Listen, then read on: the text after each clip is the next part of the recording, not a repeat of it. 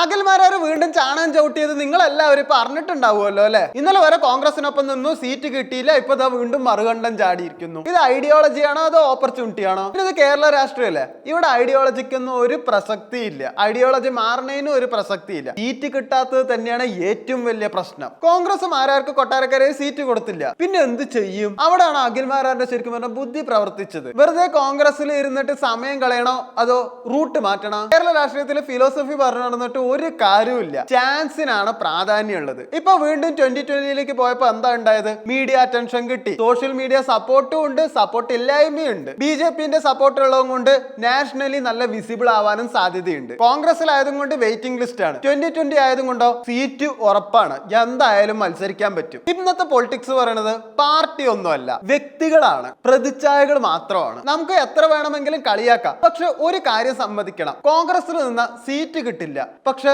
മറുകണ്ഠം ചാടിയപ്പോഴോ എന്തായാലും ഇപ്രാവശ്യം മത്സരിക്കാൻ പറ്റുകയും ചെയ്യും. എന്തൊക്കെ വന്നാലും മത്സരിക്കണം, മന്ത്രിയാവണം, അത് മാത്രമാണ് ലക്ഷ്യം. അതിന് ഏത് ഐഡിയോളജിയും എന്ത് മാർഗവും നമുക്ക് സ്വീകരിക്കാം. അങ്ങനെ മത്സരിക്കാൻ അവസരം കണ്ടെത്തിയവർ തന്നെയാണ് ലീഡേഴ്സ്. ഇതൊരു ഇമോഷണൽ ഡിസിഷൻ ആണ്, കോൺഗ്രസ് ആണ് എന്റെ ദൈവം എന്നൊക്കെ പറഞ്ഞിരുന്നുണ്ടെങ്കിലോ അദ്ദേഹം ലീഡർ ആവില്ല. അതൊരു ഇന്റലിജന്റ് മൂവ് തന്നെയാണ്. ഫെയിം ഉണ്ട്, റെക്കഗ്നിഷൻ ഉണ്ട്, പണം ഉണ്ട്, ഇനി പാർട്ടി ഫണ്ടും വരും. കൊട്ടാരക്കരയിൽ ജയിക്കാൻ ചാൻസ് ഉണ്ടോ? ഡെഫിനറ്റ്ലി ഉണ്ട്.